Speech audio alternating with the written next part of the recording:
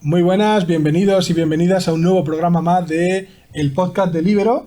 Y aquí estamos, en ese programa que todo el mundo estaba esperando. Y hoy con otro gran invitado, Marcelo. Muy buenas. Buenas tardes. Hoy tenemos una costumbre en este programa. No podemos decir en qué momento histórico estamos en la actualidad. No podemos decir si estamos por la mañana, por la tarde, por la noche. No se sabe, la gente no sabe cuándo estamos grabando esto. No sabemos si estamos en Saturnales o en... Y ni los tempores. Exactamente, eso es. Pues Marcelo, muchas gracias por estar con nosotros. ¿Qué te esperas de este programa? Que me agradéis. Pues lo vamos a tener fácil, creo yo, porque hoy es una temática interesante, Concha. ¿Tú qué dices? ¿Hoy de qué vamos a hablar? De Roma. De Roma. De Roma. Periodo histórico bastante amplio. Muy largo. Muy largo, con muchas cosas. Muchísimos cambios. Exactamente. Y da mucho que hablar. Ya lo creo. Yo espero que los colaboradores y las colaboradoras pues se lo hayan currado porque hoy tenían tela que cortar. Sí, porque total, ¿qué tenemos de los romanos? Eso es, ¿qué nos han dejado? ¿Qué nos han dejado los romanos? Para eso tenemos, como siempre, tras la pantalla, espero que sea por última vez, a Luisa, nuestra colaboradora especializada en papiro, letra y tinta. Cuéntanos, Luisa, para ti Roma, ¿fácil, difícil? Fácil. Sí, ¿no? Hay bastantes cosas, ¿no? Para trabajar con Roma. Bien, bien. Lo veremos ahora más adelante. Al otro lado de la mesa tenemos a Brian y a su madre. Brian. Y, es decir, a David y a Miguel. Ahí está. David, musicalmente Roma. Música latina, la única que merece la pena. Vamos a por ello. Electrolatino. Electrolatino. Y, vale, muy Sí, bien. sí, lo hemos estudiado. Y Miguel, ¿en cuanto a cine? Cine, poco. Muy poquito, ¿verdad? No hay Y apenas- televisión tampoco. Tampoco. Casi nada. Lo ha tenido que pasar mal, porque todo el mundo tiene que saber que Miguel, todo lo que va sacando aquí, esas 253 hojas que suele traer a cada programa, es porque ha visto la película o porque ha visto la serie. Así que lo has tenido que pasar mal esta semana. Sudorcillo, sí. Sí, ¿verdad? Y como todo el mundo sabe ya a esta altura de programa, tenemos la sección especial de 0% Mainstream a cargo de Juan Carlos Maximus. Maximus. Máximo. No Minimus. No. Esperamos que esta Magnífico. semana, Magnífico. porque después de la semana pasada, creo yo que lo vas a tener muy difícil. No, a ver, sí. No va a ser siempre tan guay. Porque habrá un periodo histórico, Marcelo, más popular dentro de lo que son los periodos históricos que la época romana. Sin contar el nuestro, porque la Claro. mayoría de las cosas lo relatamos en presente. Se impone, ¿eh? Se impone desde hace mucho tiempo, en términos culturales, desde el Renacimiento. No somos herederos de una actualización de Roma, quizás no te lo podría comparar, pero yo creo que sí, que debe estar entre un tema muy recurrente. Pues Juan se encarga de buscar lo menos popular dentro de ese periodo histórico. No sabemos hoy en qué va a consistir la sección de Juan. Pero bueno, eso vendrá después. Hoy, Concha, ¿por qué empezamos? ¿Tú qué dices? ¿Empezamos por la música? Pues sí, casi siempre acabamos empezando por el cine. ¿Ya? Pues vamos a empezar por la música. Muy a ver bien. qué se le ocurre a nuestro compañero David. David, ¿tú Buena idea. ¿de qué música nos vas a hablar? Buena idea. Pues vamos a hablar de varios tipos de música. ¿Ah? Como estamos un poquillo encasillados en el rock y en el heavy metal, pues por supuesto vamos a continuar con él. Y el tema de Roma es recurrente en la música rock y sobre todo en el rock español. Hay varios grupos que aún siguen tocando y que algunos de nosotros de la mesa los hemos visto hace unos años, que en sus discos más famosos tienen canciones dedicadas, por ejemplo, a Espartaco. La canción de Indomable, de Tierra Santa, relaciona la historia de Espartaco y la revolución servil. Pero también ese mismo grupo que está dedicado casi a hits sobre temas históricos y que es recurrente también en esta mesa, habla sobre los primeros cristianos en la ciudad secreta. ¿Vale? Entonces es sencillo, ha ido creciendo el conjunto, el cómputo de canciones dedicadas a esto. Ya la explosión final será cuando lleguemos al medievo, en el cual tendremos canciones por todos los sitios. Pero hoy os traigo una cosa 0% mainstream. Pero bueno, Se ha metido pero en tu bueno. sitio. Sí, hoy vamos a 0% mainstream. Qué falacia. Tú también, bruto. Yo también. Ahí, callo. A ver si vamos No, a estar no, en la IDU de marzo ahora. No me he dado cuenta. Pues fijaros una cosa, hay un grupo canadiense que se llama Ex-Deo, que toda su discografía se basa en la historia de Roma. Y es auténticamente insufrible. Es insufrible. Lo he intentado escuchar y es mejor bajar el volumen de la voz. Solo leer las letras. Solo leer las letras. El último disco comienza por una canción que se llama Imperator, que han sacado vídeo oficial, es para verlo. Yo os recomiendo que no vayáis nunca a un concierto de este grupo porque es increíble. Y hay canciones dedicadas a la novena de Comulundum, o sea, ya temas ya súper rebuscados de la revolución de Bodicea en Bretaña.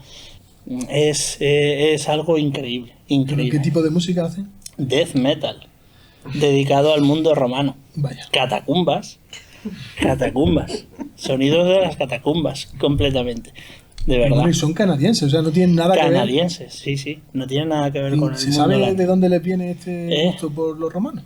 Creo que alguno de sus integrantes es italiano. Ah, Entonces yo creo que ha ido un poco asimilando el grupo los gustos musicales de algunos de sus componentes. Pero si aún podíamos ir más allá, porque digo, bueno, siempre estoy contando la misma historia, los grupos de rock dedicados a diferentes momentos históricos, pero es que la Universidad de Granada, hace ya varias décadas, el Departamento de Filología ha hecho un corpus de música latina. Entonces tiene más de 300.000 fichas de autores latinos, consultable en internet. Es una obra súper inmensa, tiene más de 26 volúmenes que los han publicado todos.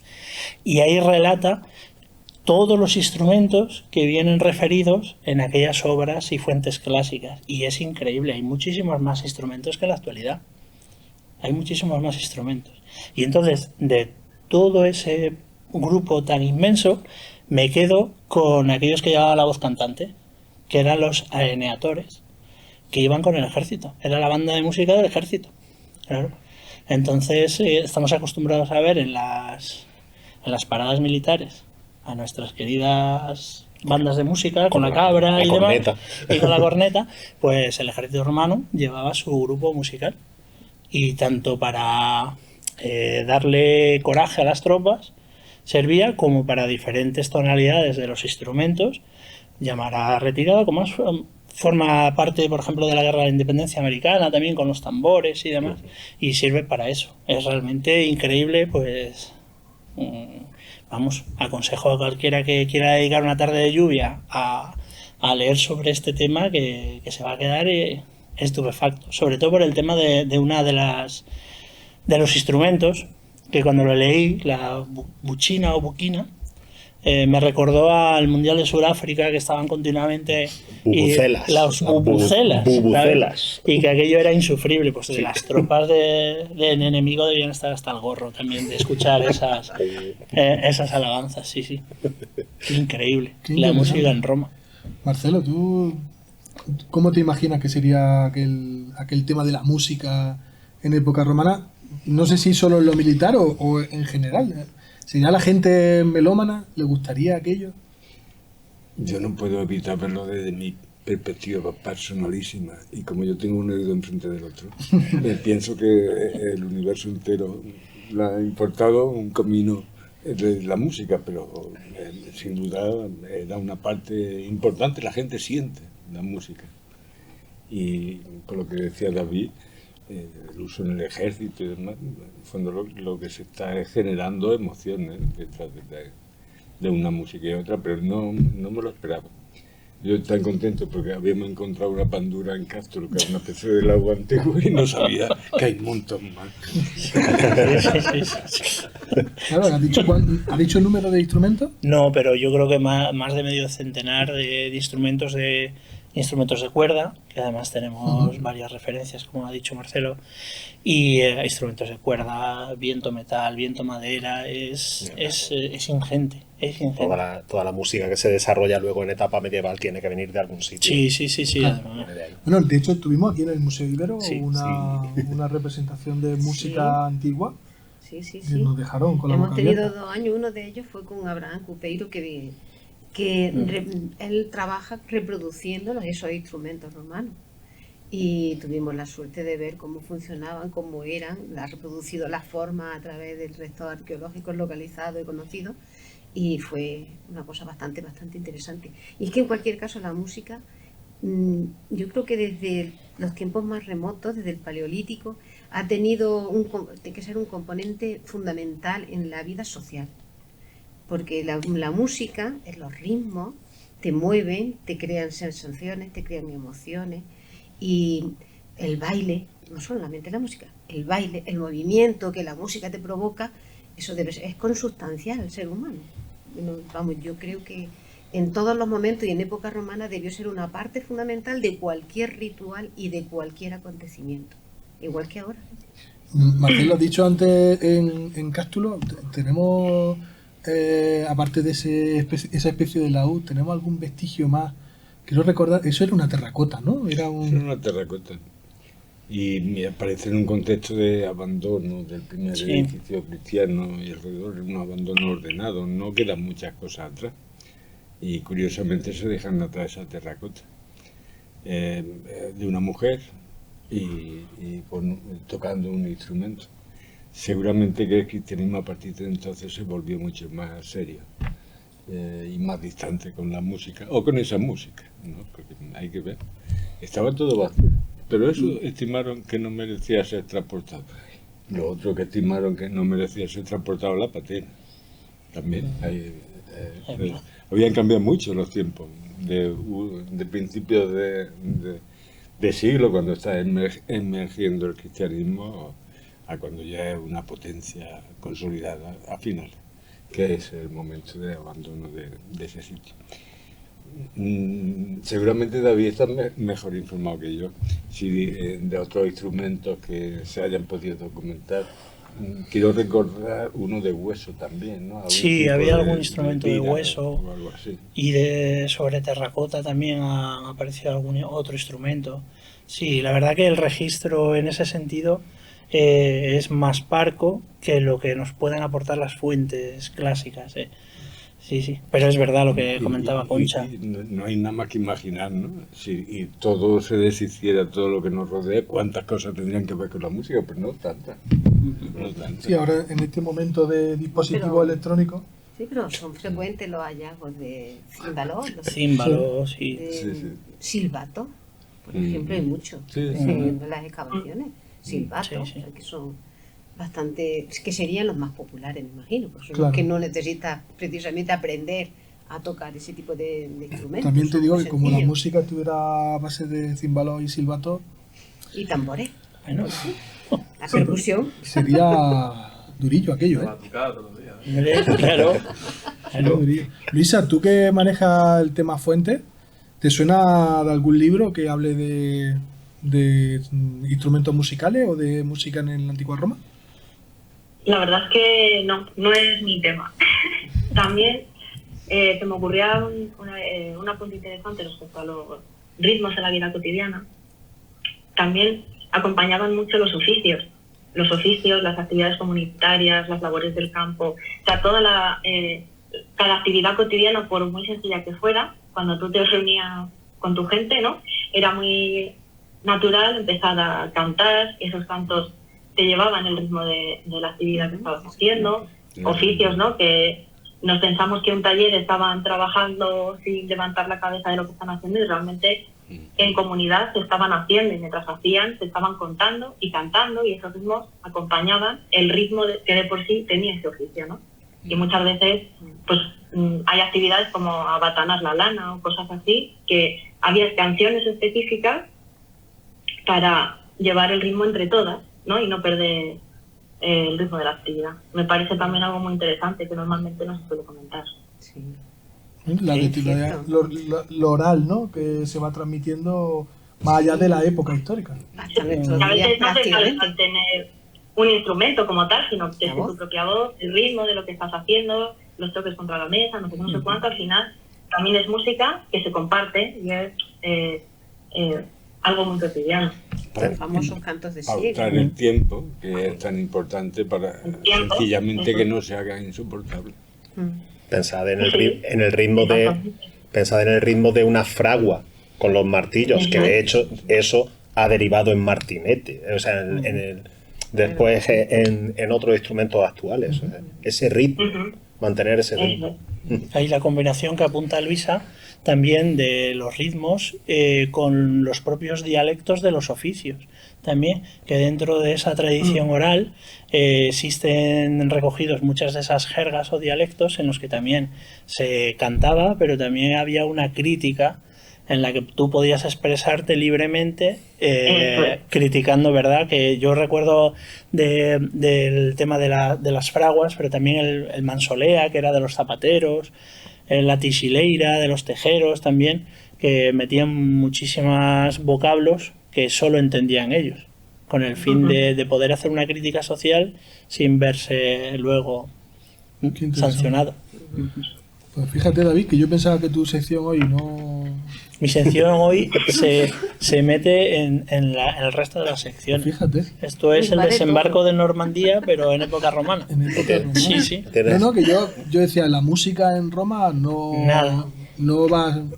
Aparentemente, Seguro que tiene algo de cine, seguro. o sea, algo habrá. Seguro que ¿Sí? se mete ¿Tiene también. algo de Algo habrá. música?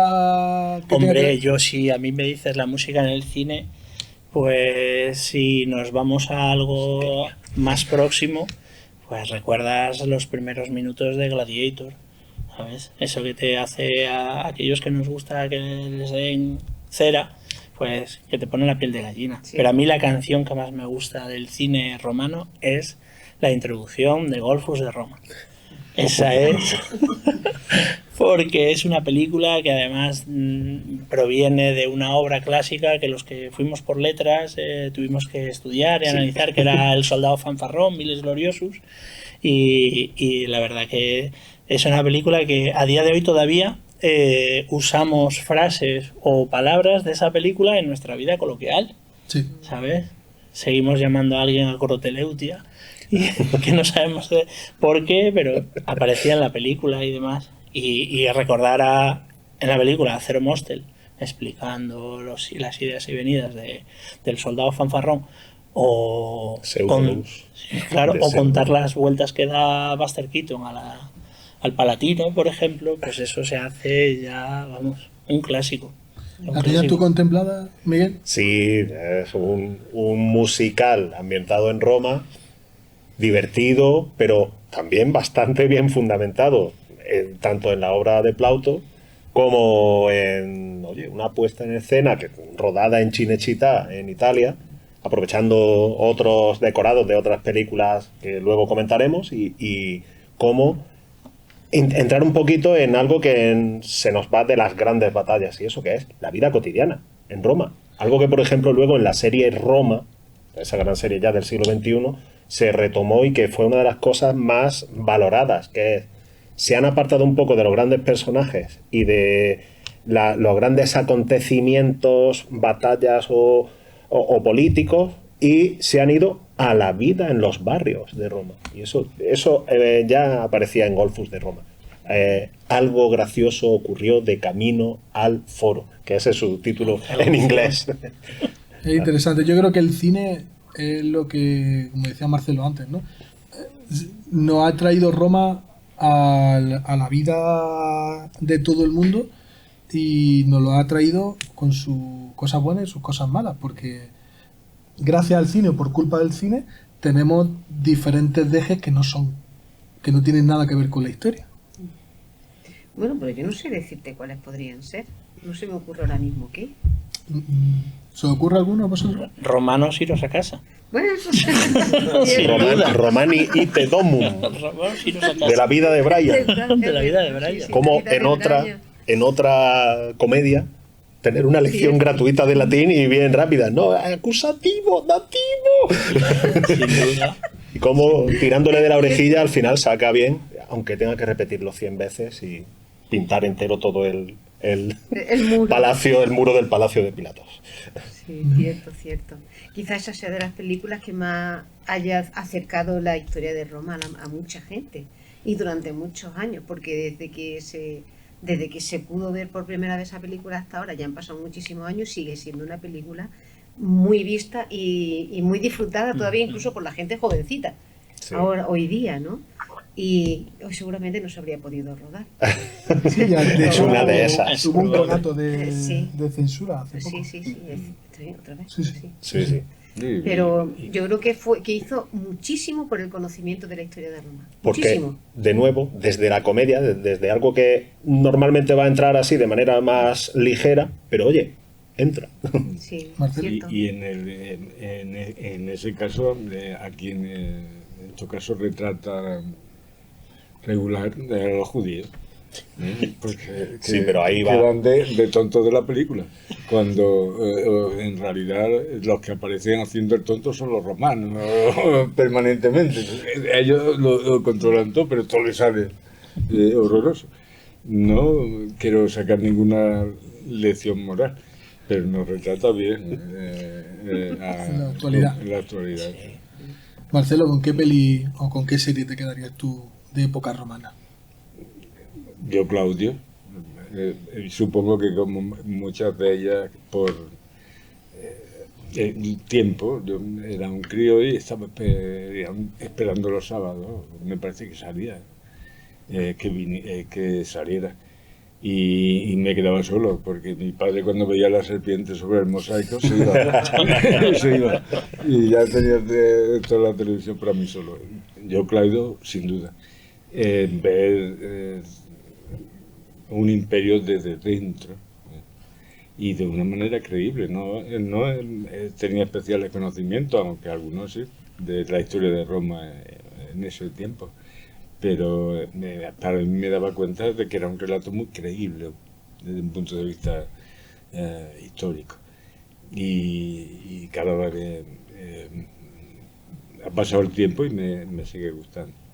Y de cine, Gladiador también, que quizá en ese caso la música es muy impactante. De nuevo un relato creíble, aunque sea una cosa épica donde no haya más. Pero luego, como hay un fondo, una geografía de un tiempo tan cuidadosa, desde los cipreses en Mérida, o el ambiente del circo, o África, en otra etapa, pues eso le da verosimilitud. Se presenta un imperio a través de estos personajes. Luisa, la pregunta trampa, ¿cuál es tu película favorita de Roma? Y ya creo que no hay ninguna de Brad Pitt. No, yo me quedo con la serie Roma. Bien. Me fascina, me encanta, me parece preciosa. Me encanta. Es que no puedo elegir otra, la serie de Roma.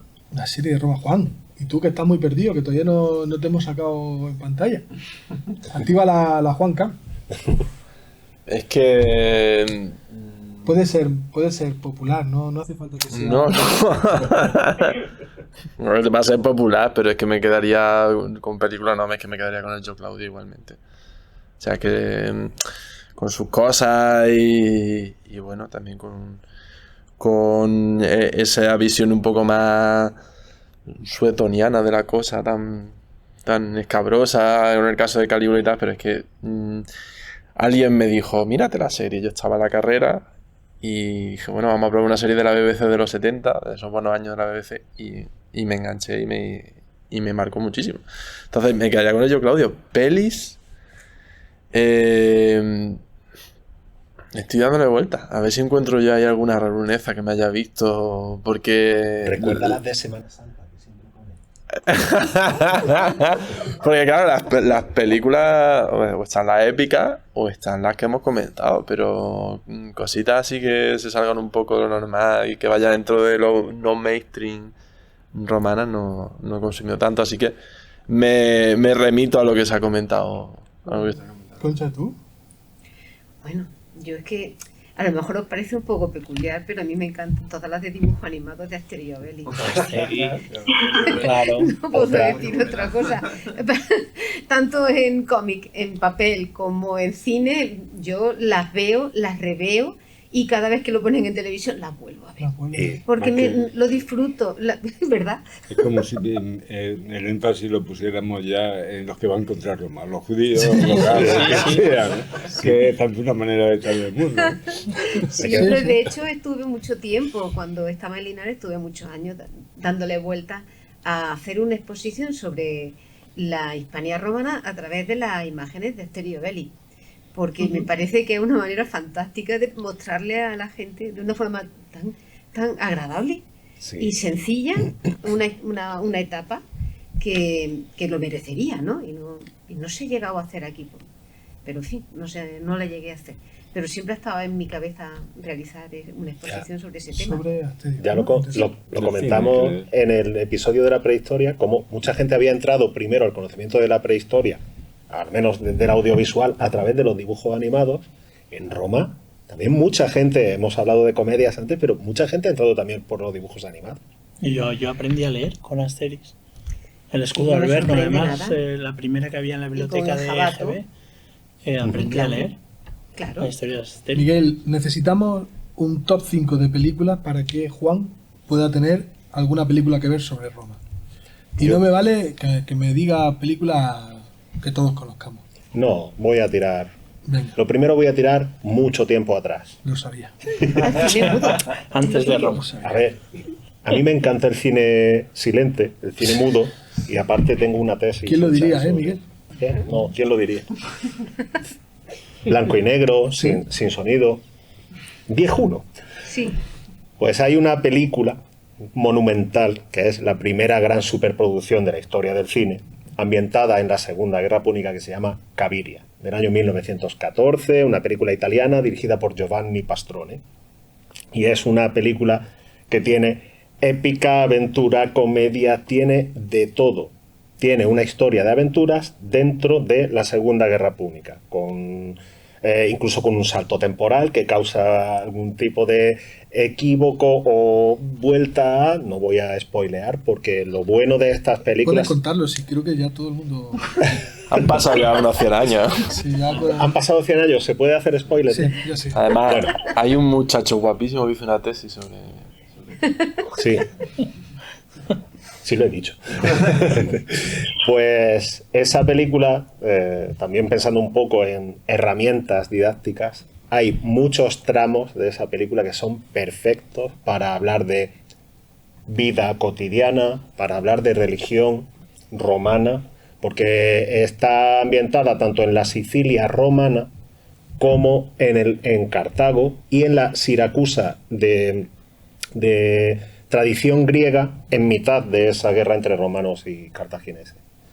De hecho, aparece por ahí Arquímedes y aparece el asedio de Siracusa, lo que tiene su relación directa con la última película de Indiana Jones, y ahí no hago spoiler.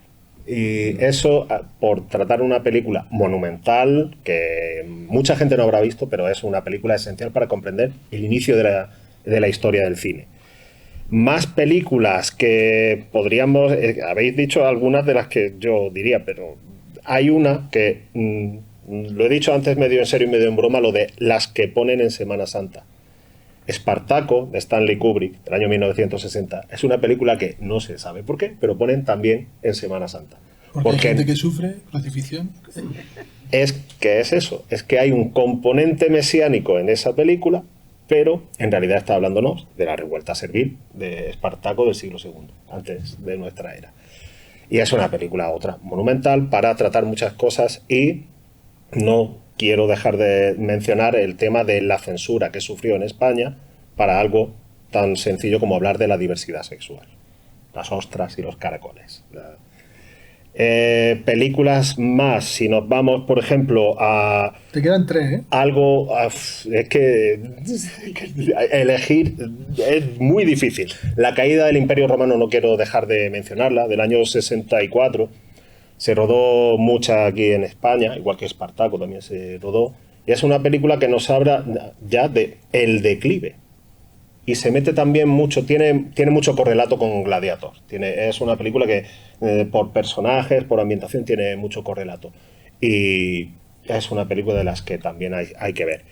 Y si me voy a algo más rarito, a lo mejor me iría a cómo coger la Roma antigua, modernizarla a través de los textos de Shakespeare y encontrarte Titus, del año 1999, de Julie Taymor, con Anthony Hopkins haciendo de ese Tito andrónico y con una ambientación muy muy curiosa que une la antigüedad con motos, con siglo XX. Una antigüedad con siglo XX. No es la única película. No, hay otra que es Coriolanus, Exacto. que dirigida por Ralph Fiennes, el propio que la interpreta. Lo mismo, solo que en un contexto como de la guerra de los Balcanes, y hablando de este Coriolano. Y bueno, me quedo ahí, pero también me gustaría mencionar Ágora, porque es otra. Tenemos siempre la imagen de Imperio Romano, yo qué sé, Cleopatra, Quo Vadis, momento álgido, pero también hay que mirar un poco a cómo se fue diluyendo, cómo fue dejando caer su poder o su esplendor, y Ágora nos habla de eso. Aparte de tema de choque de religión con la religión romana, de religión cristiana con romana, Ágora es una película que también está ambientada muy muy bien y que trata temas muy muy importantes, tanto actuales como para entender la antigüedad. Es cierto que en esa película a mí me llamó mucho la atención que refleja una ciudad en declive. Estamos habituados a ver en la ciudad romana pues los grandes edificios, los mármoles y tal. Y en esa película se traslada la imagen que ya era normal, porque la religión católica ya era la dominante en ese momento. La mayor parte de los edificios religiosos romanos están prácticamente destruidos, en las que hay templos con gallineros, con cabras, con tal. La ciudad está prácticamente derruida, la gente se mueve por edificios en los que las columnas están caídas por el suelo. Es una película con una ambientación, como bien decía Miguel, exquisita. Aparte de todo el contenido histórico que tiene, ¿no? Pero desde el punto de vista arqueológico me resulta muy interesante esa ambientación. Y un cambio de era, y también otra cosa muy importante, saber que la Biblioteca de Alejandría, la importancia que tenía y lo que se perdió. Cierto. Claro. Sí, sí. Marcelo, ¿crees tú que el cine, por lo menos el cine que hemos visto así habitual, no solo ya de época romana, sino en general, tiene que ver o ayuda a la arqueología? ¿O tiene alguna relación con la arqueología actual? Tampoco es que merezcamos mucho apoyo, ¿no? Y si acaso nosotros sacaremos la cabeza como podamos. En todo caso, si algo no apoya la arqueología, bueno, la larguísima tradición del teatro clásico y la permanente actualización de los clásicos. Le queda mucho al cine todavía para tener tanto peso como tradicionalmente ha tenido esa relectura permanente. Lo mismo que se hizo con la arquitectura, ¿no? No podemos entender el Capitolio sin el nombre, o la escenografía que se formaron en el 18 o mucho tiempo atrás. Así que nos ayuda en el sentido de que nos ilustra el fondo, nos viene a poner en imágenes el fondo de una historia que conocemos, que de alguna manera forma parte de nuestro acervo cultural amplio, ¿no? Y que lo ha metido dentro de la literatura, pues el teatro o la comedia, que sigue estando vigente hoy día. Y esa es una forma de aterrizar en un mundo. Y luego la arqueología en general ofrece motivos como el que comentaba ahí antes, ¿no? La concreción de cómo se erosiona un modelo de ciudad y unas creencias. Eso debió de ser vivido como el fin del mundo. El mundo que entonces conocía hacia una cosa nueva, que encima no era de este mundo. Y mientras tanto todo se estaba deshaciendo, ¿no? Literalmente, ¿no? Es una descripción muy precisa. Y la arqueología dialoga con eso. Es como si pusiera los datos concretos. Yo tengo una pregunta para ti, Marcelo. O sea, ¿se cuela el cine en la arqueología? Es decir, ¿hay momentos en los que excavando, trabajando o inventariando a alguien se le ha ocurrido algo porque quizá haya visto tal peli y se haya inspirado y... No te digo, Juan, que efectivamente alguien esté inspirado por la literatura o por la cinematografía de temática romana. Pero es mucho más frecuente que los datos arqueológicos sean los que nutren, los que sirven. No, porque hay que... Tiene sentido. Efectivamente, por eso, por hablar también de otros caminos de ida y de vuelta, pero bueno, tiene Luisa, sentido. tú que manejas las fuentes y la parte escrita, ¿qué nos trae hoy? Pues la verdad es que me alegra ser la última sección, porque la lectura que he elegido tiene todos los temas de los que hemos estado hablando. Qué curioso. Sí, he escogido una lectura para primer y segundo de la ESO, ¿Sí? porque es un poco cuando te inicias en los estudios de historia, ¿no? En el cole, pues ahí pega fuerte. Se llama Lejos de Roma. Me enseño un poquito. Lejos de Roma es de la editorial Algar, de la colección Ámbitos, y está escrito por Pascal Alapont, que él está muy a caballo entre la literatura y el teatro. Y eso se nota en la historia, porque el contexto es Sagunto, y el protagonista es un esclavo, y la verdad es que es una historia como muy completa porque habla mucho de la vida cotidiana, de cómo se organiza esa casa de un patricio en Sagunto que está haciendo política a alto nivel en relación con la capital, Roma, y están organizando las fiestas de las Saturnalias. Y entonces, cómo la ciudad de Sagunto se va transformando durante esas fiestas, ¿no? Las normas sociales pues se relajan un poquito, el bullicio de la ciudad, cómo Sagunto es una ciudad muy comercial y todo eso está en el carácter de la ciudad. Y precisamente durante esta historia es cuando se va a inaugurar el teatro de la ciudad, ¿no? Como una apuesta política de marketing que hace el gobernante de la ciudad para darle empaque a la ciudad donde está viviendo y ganar presencia política y tenerse en cuenta en Roma. Entonces él llama a una compañía de teatro que viene desde Tarraco, ¿no? Y cuenta un poco la espera mientras esta compañía de teatro viene y hacen unas representaciones en la ciudad, ¿no? Entonces, durante toda esta historia vamos a tener pues toda esa vida cotidiana, cómo se organiza la casa, cómo es esa espera que venga la compañía de teatro, algo que no se suele contar en la literatura, ¿no? Que siempre es más de corte político, de guerra, ¿no? Tiene reminiscencias, se habla de las guerras cántabras, por ejemplo, porque el esclavo supuestamente es descendiente de un cántabro. Habla un poquito de la Segunda Guerra Púnica, ¿no? Esto, el contexto sociopolítico es el momento del emperador Claudio. No sé, como que está muy llena de información, muy sencilla, y que nos permite tocar temas muy distintos, ¿no? Desde el teatro, la ciudad, lo comercial, la política. Hay alguna intriga política y un asesinato, ¿no? Como que es una historia muy compleja, pero a la vez contada muy sencilla y que nos habla de muchísimos detalles de la historia de Roma. Además, ambientada en Hispania, en una ciudad que fue íbera, cómo se hizo esa transición hasta que forma parte ya políticamente de Roma, ¿no? O sea que, no sé, me ha parecido como una lectura muy completa. Sobre todo para eso, para ese primer encuentro que tienen los chavales, pues de primero o segundo de la ESO, que les empiezan a contar una historia dura y política, ¿no? Como es la historia de Roma, que siempre nos centramos en la política y en la guerra, bueno, pues profundiza mucho más allá y de cómo los personajes van viviendo toda esa ebullición en la ciudad.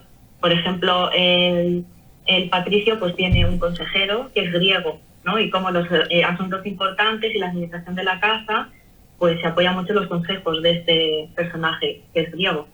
No sé, como que tiene detalles bastante chulos. Ujú. ¿Lo has tenido difícil a la hora de escoger un libro en concreto o lo tenías claro? Pues la verdad es que lo tuve bastante claro. Porque es eso, me parece una lectura muy sencilla, además viene con un anexo, algo que nos suele gustar también, ¿no? Y que venga con un anexo donde te explica... ¿Tiene mapa? Pues, ¿Tiene mapa el...? tiene mapa del Mediterráneo, te explica la importancia de Sagunto en las rutas comerciales del Mediterráneo. Tiene un dibujo de un teatro romano y cómo se estructura, cómo se sienta la gente, que es, ¿no? La estructuración social que se vive en el teatro.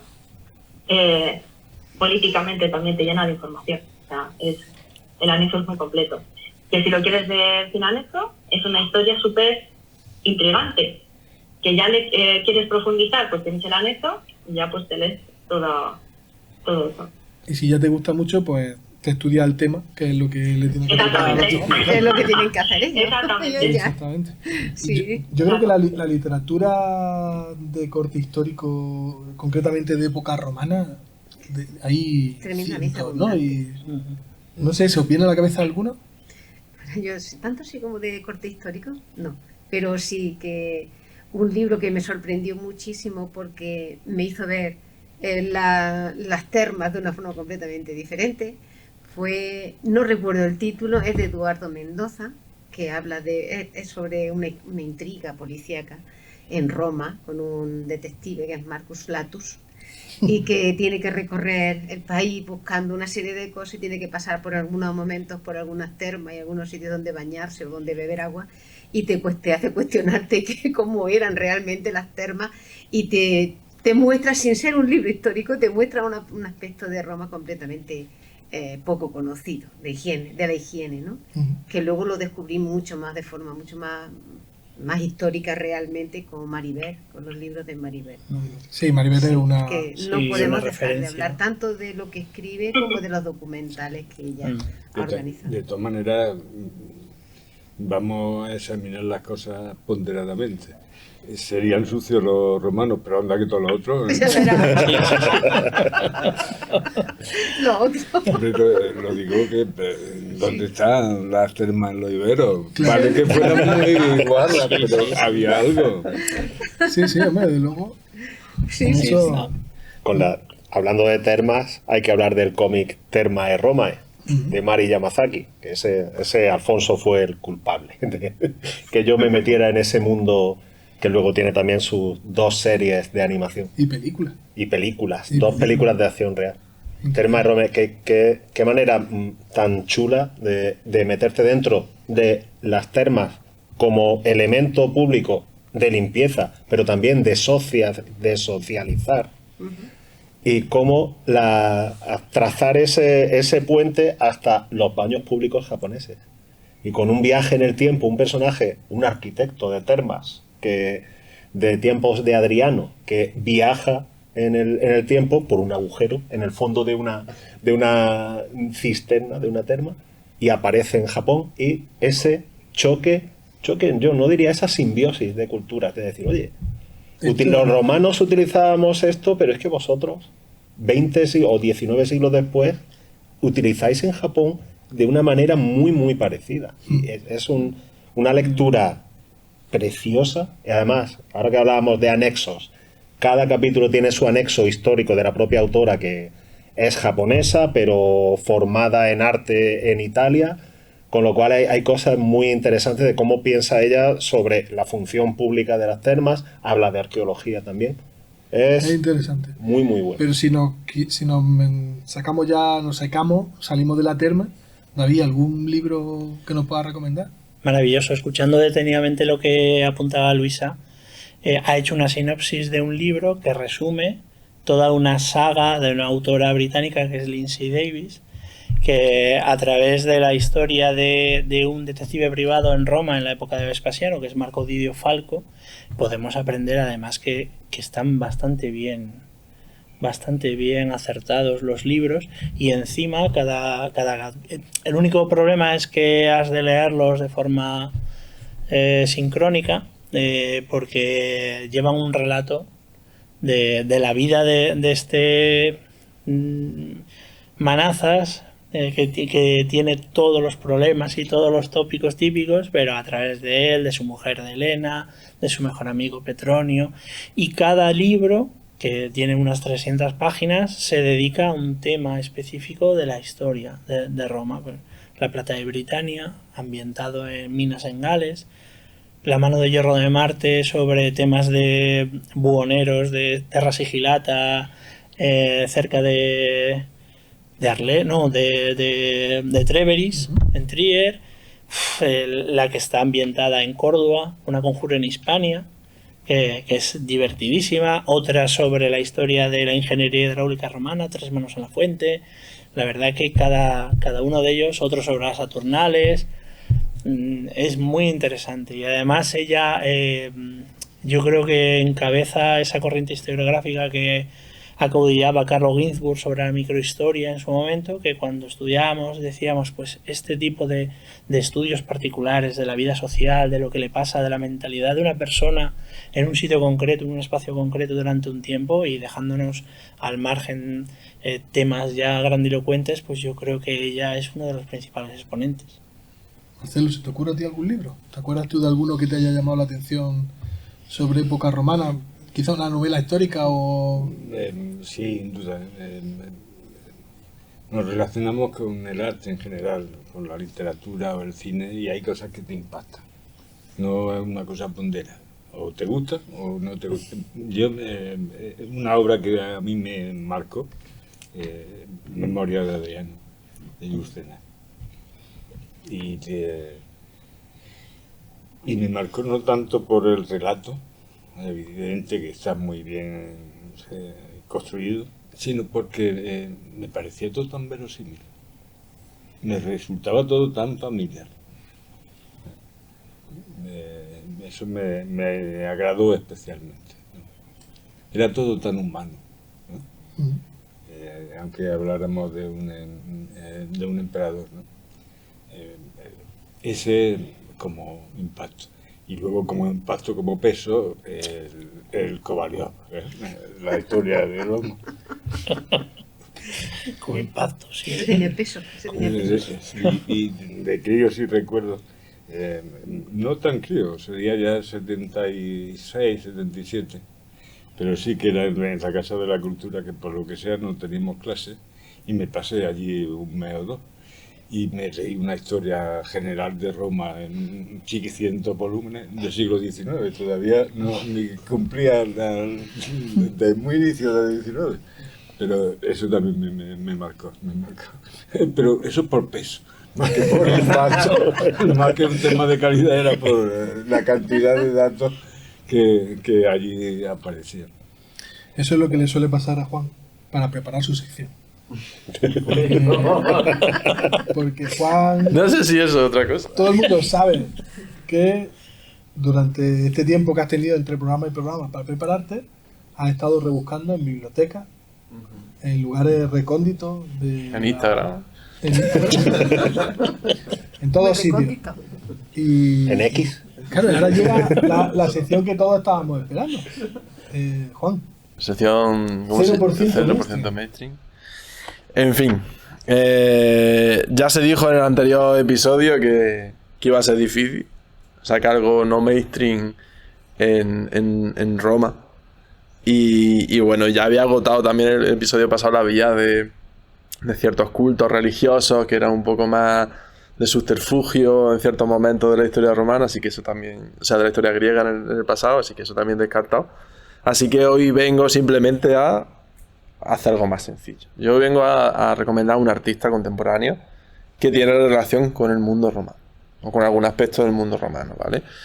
Y ya de ahí voy hilando, porque hoy vamos a ver cómo de los mainstream se pasa a los no mainstream. ¿Esto qué quiere decir? Que lo que es muy popular un día, el día de mañana, cuando pase de moda, será underground y será para unos pocos y eso le pasa a este señor, a un artista ruso de nombre Denis Forkas, que bueno, pues un artista no súper conocido, si no lo estaría en esta sección, y es un artista interesante porque digamos que sus ilustraciones y su arte se asemejan mucho a una reinterpretación actual de lo que sería en cierta parte de su obra la pintura pompeyana. Él se basa mucho en ese mundo. Este señor tiene ya casi sus 50 años, nace en Rusia, vive como hijo de militar por todas partes de Rusia, por la parte más occidental y por la oriental, de tal modo que él empieza a profesionalizarse como artista en China, porque él empieza a hacer de intérprete de ruso en China. Él tiene trabajo, digamos, comerciales, hasta que de trabajar allí empieza a estudiar ciertos estilos artísticos chinos, que son el Gongbi y el Xieji. El Gongbi es este estilo más realista, más detallista, más parecido quizá a lo que tenemos asociado de cierta ilustración japonesa, digamos más del ukiyo-e, más detallista, pero al mismo tiempo el Xieji, que es un tipo de arte más libre, que son este tipo de ilustraciones chinas con manchas de tinta, más expresionistas y demás. ¿Qué pasa? Que esto empieza a hacer un viaje de Oriente a Occidente, como ciertas cosas que también pasaron en la época romana, en la que él, si vemos su obra, va a ser muy menuda, muy delicada, con una forma muy miniaturesca, que van a pasar por las formas miniaturescas chinas, que van a pasar por las formas miniaturescas persas, también de época medieval, y que van a asociarse también con esas ciertas formas miniaturescas o delicadas del mundo romano, o sobre todo con esas transparencias, con esa delicadeza, con esa especie de sentido flotante de la forma y de la escala de las cosas que en cierto modo también puede tener la pintura pompeyana o la pintura romana. Esta asociación no podía haber pasado en ciertos momentos del mundo romano antiguo, porque los partos estaban ahí bloqueando el comercio entre China y el mar Mediterráneo, quedándose ellos con todo el comercio con Oriente, por dar un dato histórico así. Toma ya.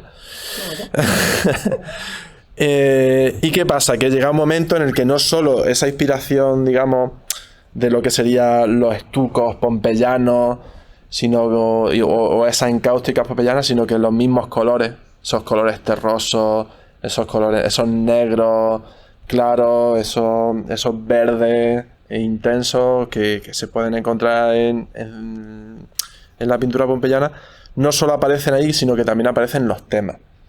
Y los temas, según dice en la poca información que se puede encontrar este hombre, que si no, no aparecería aquí, él se basa mucho en la dicotomía entre lo apolíneo y lo dionisíaco. Entonces, esa inspiración clásica es fundamental para su obra en sí. Entonces, podemos ver temas como Saturno devorando a su hijo en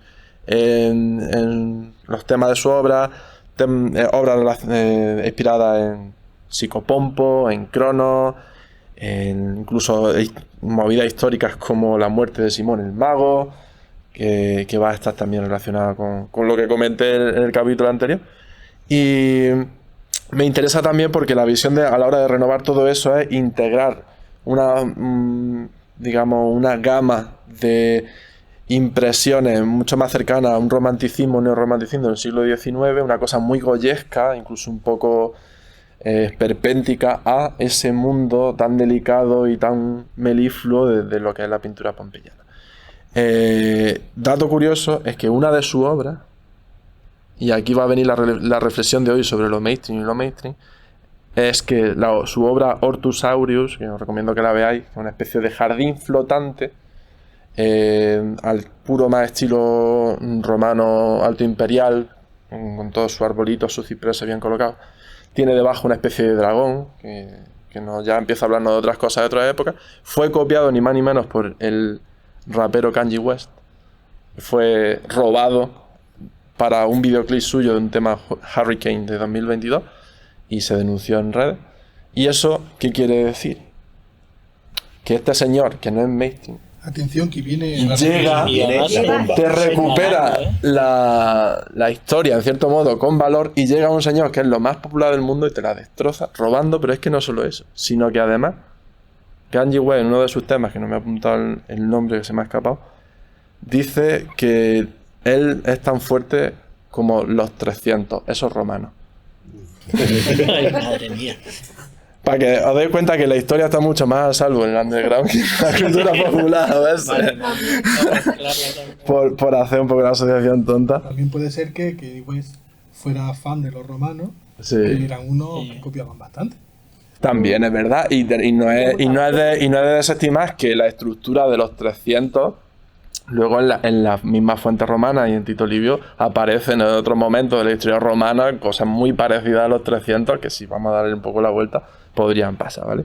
¿Qué pasa? ¿Qué más underground todavía que un hombre que se basa en... quedan 5 minutillos, en la pintura pompeyana? Que yo no hablo en todo el podcast, pero cuando empiezo a hablar ya no paro. ¿Qué es más underground que un hombre que se inspire en la pintura pompeyana o romana? ¿Marcelo? Sí, hay otros artes, el de la letrina, el de la gente escribiendo. Bueno, Eso también, eso es cierto. Ahí sí que hay una identidad. Y tampoco hay que saber historia. Es como si el fluido hubiera llegado a esta orilla. Sí que varía. Son los mismos tipos, los mismos tópicos, los mismos pollones.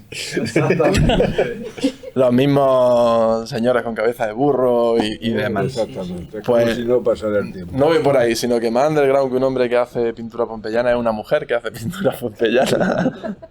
Y en ese sentido, por dar un apunte, quiero rescatar ciertos nombres que da Plinio en su Historia Naturalis sobre mujeres artistas del mundo romano. Simplemente dar los nombres súper rapidito, porque no tengo más tiempo. Y haya de Círicos, que se supone, según Plinio, que era una de las artistas mejor pagadas de su época. Nombres que solo nos quedan prácticamente los nombres, como Aristárete o Olimpias, que simplemente traerlo a la luz. Y hablando de pintura pompeyana y hablando de cosas underground como es el papel de la mujer en la historia del arte, quiero señalar que en la casa del cirujano de Pompeya tenemos precisamente una pintura mural de una mujer pintando ella una escultura de un Príapo, demostrando que tenía una actividad artística intensa. Así que todo esto con la pintura, dándole una cosa tan extendida como la pintura pompeyana, pues nos puede dar cosas que son poco populares. Poco populares, pero que te hacen también reflexionar sobre muchas de estas cosas que has comentado. También te hace reflexionar sobre aspectos que normalmente pasan muy desapercibidos. Pues siempre se habla de que la mujer romana, la dama romana está en la casa, se dedica nada más que estrictamente al hilado, como en Grecia, Pero claro, es que ¿qué porcentaje de mujeres eran damas? Efectivamente, y si queremos cosas poco mainstream, vamos a... Exactamente, y que ya se hayan... Una que había 2000 que eran gente que se tenía que buscar la vida y que tenían que tener una actividad profesional del tipo que fuera. Una Sí, cosa es ya... pero eso se olvida generalmente cuando se habla de historia. Exactamente, porque me he dado cuenta que, digamos, las secciones que he tenido eran todos señores y he dicho, pero bueno... Bien, Juan. Bien. Muy bien, muy bien. Pues creo que nos estamos quedando sin tiempo, ¿no, Juan? 2 minutos. 2 minutos, una frase en latín cada uno. Adiós. Yo Es que sí, yo la tengo muy clara. Lo siento, pero no sois de la LOSE y estáis obligados a saber al menos una frase en latín. Yo tengo una. Cabe canem. Vale, Cuidado con el perro. vale. Yo iba a decir papyrus para porrus. Me parecía en la loca historia del mundo de Mel Brooks, pero No, tiene que ser una en latín. si tibi terra levis. Que te mueras. Marcelo. Pero eso es correcto en el latín. Quosque tande autede paciencia nostra Caterina. Qué bueno. ¿Hasta cuándo vaya a usar de mi paciencia hoy? O sea, que te calles, Carmelo. ¿Puedo cambiar? ¿Puedo cambiar? No, Que cambie. Ya No, no se me ocurre no, ninguna, no, nada más que no, Vini no, Vicky. Vinci, como se decía antes. venga, cambia y nos vamos. Si vis pacem parabellum. Ajá. Mola. No, ni se entera. En Yo los sí soy de la subtítulos clase. luego sale. En los subtítulos. Si quieres la paz, prepara la guerra. Prepárate para la guerra. Yo tengo, ¿eh? Tú tienes, pero da igual. Le voy a preguntar a Luisa. Luisa, Pues, in vino veritas. Oh, qué bueno sí, también. sí, pues Qué se ve que bueno. tenemos todos ganas de salir de Eso. aquí ya. Terminamos aquí. Venga, Juan, termina tú, venga. Vea tu sile, qui procul negoti explica que es mortal. Tú seguido. Fuera de mi alcance. Eso te la has preparado. No, eso, de lo poco que retengo de las clases de latín, las primeras frases del Beato Ile, aquí. Vale. Pues dejamos aquí este programa. Alea hasta es. Muy bien llevado. Y acta. Y por tu tatis. Por tu Y por tu tatis. también. Así que muchísimas gracias una vez más por estar ahí, por escucharnos, por vernos. Y volveremos en el próximo episodio con otra época histórica que ya, después de Roma, ya es todo cuesta abajo. Bueno, ¿Tú qué dices, Concha? yo creo que si estamos aquí no hay ninguna cuesta ni arriba ni Ni abajo. abajo, ¿no? Simplemente Todo- una sucesión de tiempo. Pues la semana que viene o el próximo día estaremos con ¡Medievo! el medievo. Practicaremos el medievo. Así que muchísimas gracias y hasta la próxima.